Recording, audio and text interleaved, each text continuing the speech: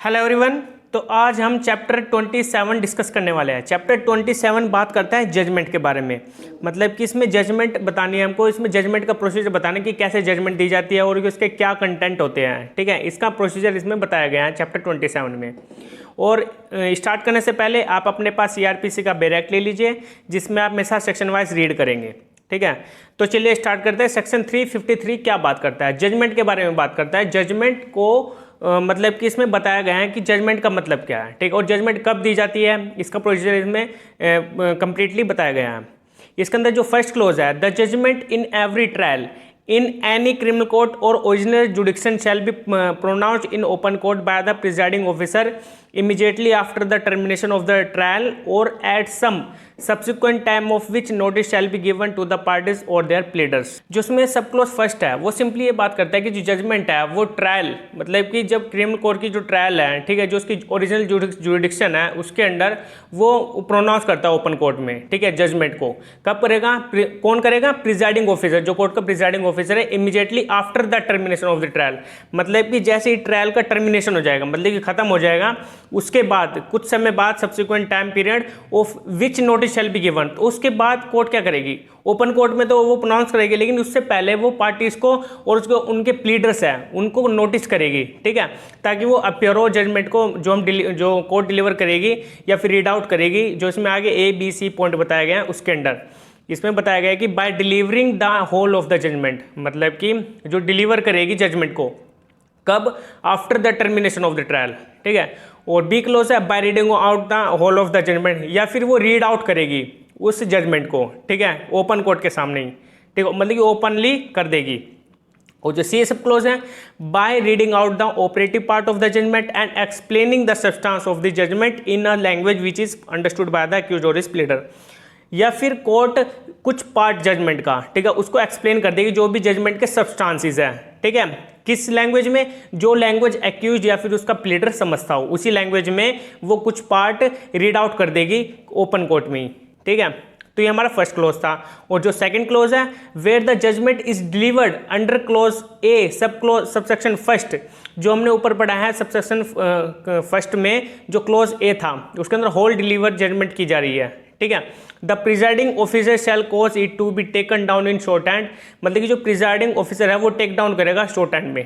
ठीक है, sign the transcript and every page thereof as soon as it is made ready, और उस जो भी पेजेस है उस जजमेंट के वो ट्रांसक्रिप्ट करेगा, उस पर सिग्नेचर करेगा। ठीक है, जो भी रेडी की जाती है जल्दी जल्दी उसको रेडी करके and write on it to the date of the delivery of the judgement in open court, और फिर उसको उसको डिलीवर किया जाएगा जजमेंट को इन दी ओपन कोर्ट। कब? जो भी डेट फिक्स की गई है, ठीक है, उसी डेट को।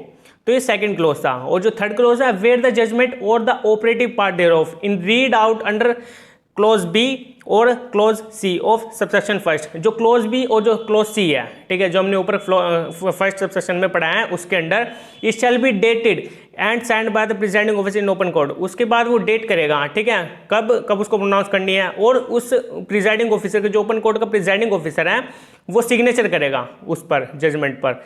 And if it is not written with his own hand, अगर उसने अपने रिटर्न नहीं किया अपने खुद, मतलब कि जो प्रिजाइडिंग ऑफिसर उसने खुद उसको रिटर्न में नहीं किया है, तो उस पर हर एक पेज पर जो जजमेंट है, जितने भी पेजेस है जजमेंट के, उन पर सिग्नेचर हो गए उस प्रिजाइडिंग ऑफिसर के। ठीक है, तो वो उस पर सिग्नेचर करेगा सभी पेजेस पर, उस प्रिजाइडिंग ऑफिसर के, मजिस्ट्रेट के, मतलब कि या फिर जजेस के, उनके सिग्नेचर होंगे हर एक पेज पर उस जजमेंट पर। तो ये थर्ड क्लोज था। और जो फोर्थ क्लोज है, where the judgement is pronounced in the manner specified in clause C of subsection first. जो क्लोज सी है सबसेक्शन फर्स्ट का, जो प्रोनाउंस की जा रही है judgement, the whole judgment or a copy thereof shall be immediately made available for the person of parties or their pleaders free of cost. तो उस जजमेंट की copy free of cost provide की जाएगी, किसको? प्लीडर्स को और पार्टीज को। ठीक है, अवेलेबल कराई जाएगी इमीडिएटली। और जो फिफ्थ क्लोज है, if the accused is in custody he shall be brought up to hear the judgment pronounced. अगर अक्यूज पर्सन कस्टडी में है, ठीक है, तो उसको लाया जाएगा कोर्ट के सामने और उसको जजमेंट को प्रोनाउंस किया जाएगा उसके सामने ही, मतलब कि उसको सुनाया जाएगा जजमेंट। ठीक है, और जो सिक्स्थ क्लोज है, if the accused is not in custody, और जो अक्यूज पर्सन वो कस्टडी में नहीं है, ठीक है, he shall be required by the court to attend the hear the judgment pronounced. अगर कोर्ट को लगता है कि उस पर्सन को अटेंड कराना चाहिए जो कस्टडी में नहीं है, ठीक है, तो उसको कोर्ट को उसको अपीयर कराएगी कोर्ट में और उसके सामने ही उसको बताएगी, उसको प्रोनाउंस करेगी जजमेंट को, ठीक है। Except where his personal attendance during the trial has been dispensed with and sentence is one of the fine only or he is acquitted. मतलब कि उसके पर्सनल अटेंडेंस को डिस्पेंस कर दिया जाएगा अगर कोर्ट को लगता है, किस केसेस में, जब उसके ऊपर सिर्फ फाइन का केस हो, ठीक है, जो भी सेंटेंस दिया गया है वो फाइन पर है सिर्फ, ठीक है, या फिर उसको एक्विट कर दिया गया, उन केसेस में उसकी पर्सनल अटेंडेंस को डिस्पेंस कर दिया जाएगा, छोड़ दिया जाएगा, ठीक है। उसकी पर्सनल अटेंडेंस जरूरी नहीं है अगर कोर्ट जजमेंट प्रोनाउंस कर दिया तो। वो जो इसमें प्रोवाइजो है, provided that where there are more accused than one and one or more them to do attend the court on the date on which the accused on which the judgment is to be pronounced। मतलब कि इसमें बताया कि where are more accused, मतलब कि इसमें एक से ज़्यादा अगर accused पर्सन है, ठीक है, और वो अटेंड नहीं करते कोर्ट को ऑन दी डेट, जो भी डेट फिक्स की गई है बाय द कोर्ट, जिस दिन क्या करना था, जजमेंट प्रोनाउंस करना था कोर्ट को, ठीक है, अगर वो अटेंड नहीं होते एक से ज़्यादा जो अक्यूज थे, the presiding officer may in order to avoid and to delay in the dispose of the case pronounce the judgment notwithstanding their absence. मतलब कि अगर वो नहीं आता है, अगर उनमें से कोई नहीं आता अक्यूज पर्सन, तो उस केस में वो उनका वेट नहीं करेगी क्योंकि उससे डिले हो जाएगा, ठीक है, तो उस केस में उनकी एब्सेंस में भी कोर्ट जजमेंट प्रोनाउंस कर देगी, ठीक है। तो ये 6th क्लोज था। और जो 7th क्लोज है, no judgment delivered by any court shall be deemed to be invalid by reason only of the absence of any party or is pleader on the day or from the place notified for the delivery thereof or of any omission to serve or defect in serving on the parties or their pleaders or any of them the notice of such day and place. मतलब कि judgement जो criminal court है, ठीक है, अगर वो judgement दे भी देता है तो उस केस में उसको इनवैलिड नहीं माना जाएगा, ठीक है, to be known by reason of only absence. मतलब अगर पार्टी एब्सेंट थी जिस दिन प्रोनाउंस करनी थी जजमेंट, या फिर उसका प्लीडर, ठीक है, जिनको नोटिफाई किया गया था बाय दी, उसको सर्व किया गया था कोई नोटिस ताकि वो आए कोर्ट में, जो पार्टीज और प्लीडर थे, तो उस केस में वो नहीं आते हैं, अटेंड नहीं करते हैं, तो उस केस में उसकी जो जजमेंट जो प्रोनाउंस की गई थी उस डेट को, तो वो इनवैलिड नहीं मानी जाएगी। और जो 8th क्लोज है, nothing in this section shall be constitute to limit in any way of the extent of the provisions of section 465। जो 465 सेक्शन है CRPC में, इसी कोड में, तो उसके ऊपर कोई इस पर कोई इम्पैक्ट नहीं डालेगा, ठीक है, इस पर जो 465 है, ठीक है। तो ये हमारा 353 सेक्शन था। 353 सिंपली जजमेंट के बारे में बताता है। और जो 354 है, 354 बताता है language and content of the judgement. मतलब कि जजमेंट का कंटेंट कैसा होगा और उसकी लैंग्वेज क्या रहेगी जजमेंट की, ठीक है। इसके अंदर जो फर्स्ट क्लोज है, except as otherwise expressly provided by this code every judgment refer to in section 353। मतलब कि जो हमने सेक्शन 353 में पढ़ा है जजमेंट के बारे में, इसके अंडर उसके जो कंटेंट और लैंग्वेज रहेगी वो क्या रहेगी, ठीक है। इसके अंदर A, B, C और D सब क्लोज बताया फर्स्ट क्लोज में। Shall be written in language of the court, जो जजमेंट है वो प्रोनाउंस की जाएगी in the language of the court, ठीक है, जो भी कोर्ट की लैंग्वेज होगी।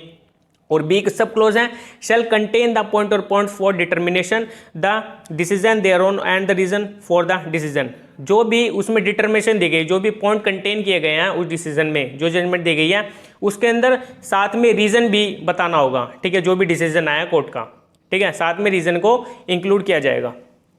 और सी सब क्लोज है, शैल स्पेसिफाई द ऑफेंस, मतलब कि स्पेसिफाई करेगी offence and the section of the IPC, और सेक्शन को भी उसमें प्रोवाइड किया जाएगा जजमेंट में, ठीक है, जो भी इसके ऊपर आईपीसी के अंडर सेक्शन प्रोवाइड किया गया है, ठीक है। द अक्यूज्ड इज कन्विक्टेड, और फिर उस अक्यूज्ड को जो कन्विक्ट किया गया उसको भी उसमें मेंशन किया जाएगा। And the punishment to which is sentence, और कितने साल की उसको पनिशमेंट मिली है, कितने साल की उसको सेंटेंस दी गई है, उसको भी मेंशन किया जाएगा जजमेंट में, ठीक है। और डी सब क्लोज है, if it be a judgment of acquittal, अगर जजमेंट एक्यूटल की है, shall state the offence of which the accused is acquitted and direct that he be set at liberty.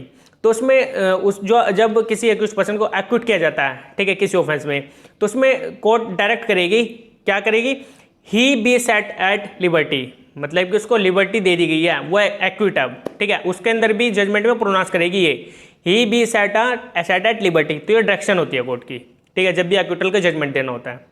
और जो सेकंड क्लोज है, when the conviction under the IPC and it doubtful under the which of the two sections or which of two parts of same section of that court the offense falls, the court shall distinctly express the same and pass judgment in the alternative। जो IPC के under convict किया जा रहा है किसी accused person को, अगर उसमें डाउटफुल है ठीक है, जिसमें अगर कोर्ट को लगता है कि उसके ऊपर 2 सेक्शन अप्लाई हो रहे हैं, ठीक है, मान लीजिए अगर उसके ऊपर 302 या फिर 307 दोनों में से क्या लगाई जाए, ठीक है, उस केस में क्या ये डाउट है, ठीक है, डाउटफुल हो रहा है, या फिर किसी 2 parts of the same section, मतलब कि 2 पार्ट्स है और वो सेम सेक्शन से रिलेटेड है, तो उन दोनों में कौन सा कोड फॉल करेगा, ठीक है, और उसके अंदर कोड भी मेंशन होगा किस कोड में वो फॉल कर रहा है, ठीक है, तो उस केस में वो एक्सप्रेस करेगी जजमेंट में, ठीक है, उसमें जजमेंट में लिखना होगा कि वो किस सेक्शन के अंडर वो आता है, ठीक है, एक्सप्रेस करेगी उसमें डायरेक्टली, ठीक है, तो उसमें कोर्ट को सभी उसमें बताने होंगे रीजन विद रीजन, ठीक है।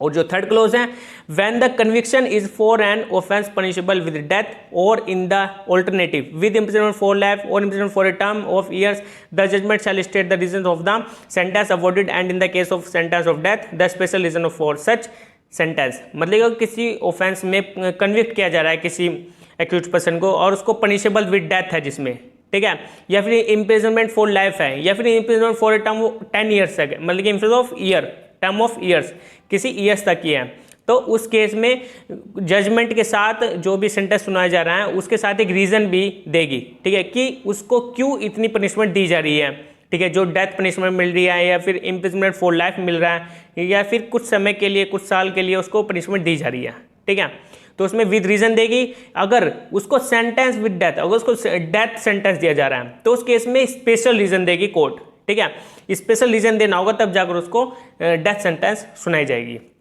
और जो फोर्थ क्लोज है, when the conviction is for an offence punishable with imprisonment for a term of 1 year और मोर, मतलब कि अगर किसी पर्सन को कन्विक्ट किया जा रहा है for the offence of 1 year और मोर, 1 से ज़्यादा साल के लिए, ठीक है, 1 साल से ज़्यादा हो, ठीक है, उसको पनिशमेंट दी जा रही है, but the court imposes sentence of imprisonment for a term less than 3 months, मतलब अगर कोर्ट उसको 1 साल से ज़्यादा नहीं बल्कि 3 महीने तक की उसको सजा दे देती है, इम्पोज कर देती है उसको वो इम्प्रिजनमेंट के लिए सेंटेंस, ठीक है, तो उस केस में रिकॉर्ड करेगी reasons for awarding such sentence, कि उसको 1 साल से ज़्यादा की सजा देनी थी और आपने उसको 3 महीने, कम से कम 3 महीने की सजा दे दी है, तो उसके अंदर स्पेशल रीजन रिकॉर्ड करेगी, ठीक है, unless the sentence is 1 imprisonment till the rising of the court or unless the case tried assembly under the provision of this code, ठीक है, अगर वो राइज कर रहा है जो ट्रायल चला था उसका वो समरीली चला था, ठीक है, तो उस केस में उसको रीजन देने की जरूरत नहीं है, ठीक है, कोर्ट को, अगर वो समरीली ट्रायल चलाया गया था उस केस का। तो ये फोर्थ क्लोज था। और जो फिफ्थ क्लोज है, when any person is sentence to death the sentence shall direct that he be hanged by neck till he is dead. तो अगर किसी पर्सन को सेंटेंस डेथ सेंटेंस दी जा रही है किसी पर्सन को, तो उस केस में जो सेंटेंस सुनाई जा रही है वो डायरेक्शन देगी उसमें कि he be hanged by neck till he is dead. तो उसमें जजमेंट में प्रोनाउंस करेगी court he be hanged by the neck till he is death, मतलब कि हैंग मतलब उसको फांसी के फंदे पर लटकाया जाता है बाय नेक, ठीक है, तो वो जब तक मर नहीं जाता है तब तक उसको वहीं पर लटकाया जाएगा, ठीक है। तो ये फिफ्थ क्लोज था, सिंपली आप इस वर्ड से समझ सकते हैं, ठीक है, सिंपली वे मैंने आपको बता दिया है। और जो सिक्स्थ क्लोज है, एवरी ऑर्डर अंडर सेक्शन 117 और subsection 2 of section 138 and every final order under section 125, 145 और section 147 shall contain the point or points for determination the decision thereon the reason for the decision। तो जो मैंने अभी आपको section बताया, section 117, section 138, section 125, section 145, section 147, अगर इसमें contain करेगी पॉइंट्स फॉर डिटर्मिनेशन, ठीक है, उसमें जो डिसीजन दिया जा रहा है उसमें रीजंस भी विद रीजंस देगी डिसीजन, ठीक है, रीजंस उसमें इंक्लूड होंगे। तो ये 354 सेक्शन था हमारा, जो कि इसमें कंटेंट और लैंग्वेज की बात करता है जजमेंट की। और जो 355 है इसमें मेट्रोपॉलिटन मजिस्ट्रेट की जजमेंट के बारे में बताया गया है। जब मेट्रोपॉलिटन मजिस्ट्रेट जजमेंट सुनाता है तो इसमें क्या क्या इंक्लूड होगा, इसमें क्या क्या पर्टिकुलर्स रिकॉर्ड किए जाएंगे, ठीक है। Instead of recording a judgment in the manner herein before provided, a metropolitan magistrate shall record the following particulars. जब मेट्रोपॉलिटन मजिस्ट्रेट जजमेंट देता है तो उसमें कुछ पर्टिकुलर्स रिकॉर्ड करेगा, क्या क्या, the serial number of the case, जो सीरियल नंबर होता है केस का वो, the date of the commission of the offence, कि किस डेट पर वो ऑफेंस कमिट हुआ था, ठीक है, the name of the complainant, complainant का नाम क्या है जो कंप्लेंट कर रहा है, the name of the accused person, जो अक्यूज्ड पर्सन है उसका नाम क्या है और उसके पेरेंट्स का नाम क्या है और वो कहाँ पर रिजाइड कर रहा है, कहाँ पर रह रहा है, ठीक है। वो the offence complaint for of और प्रूव्ड, जो ऑफेंस की कंप्लेंट की गई है उसको प्रूव्ड, जो भी उसमें प्रूव्ड हुआ है वो उसमें रिकॉर्ड होंगे, ठीक है। The plea of the accused and his examination, जो अक्यूज्ड पर्सन है उसकी प्ली और उसका एग्जामिनेशन भी उसमें रिकॉर्ड किया जाएगा जजमेंट में। द फाइनल ऑर्डर, जो भी फाइनल ऑर्डर होगा वो भी उसमें एक किस्म से रिकॉर्ड माना जाएगा जजमेंट में। The date of such order, कि किस डेट पर वो ऑर्डर आया था, ठीक है। और in all cases in which an appeal lies from the final order either under section 373 under subsection 3 of section 374 a brief statement of the reason for decision, मतलब कि जो अपील की जा रही है, अपील लाई की जा रही है फ्रॉम द फाइनल ऑर्डर, ठीक है। तो उस केस में अंडर सेक्शन 373 और 374 वो ब्रीफ स्टेटमेंट देगा रीजंस उस डिसीजन की, ठीक है। तो उन केस में वो रीजंस देगा अगर किसी केस में अपील लाई करती है, तो जो फाइनल ऑर्डर दिया गया है किसी कोर्ट के थ्रू, तो उसमें विद रीजन डिसीजन दिया जाएगा और वो भी ब्रीफ स्टेटमेंट में। तो ये हमारा सेक्शन 353 से लेकर के सेक्शन 355 तक जजमेंट का टॉपिक सेक्शंस हमने आज डिस्कस कर लिया है और जो फर्दर सेक्शंस होंगे हम उसको अपनी नेक्स्ट वीडियो में जानेंगे। आज के लिए इतना ही था, ओके बाय।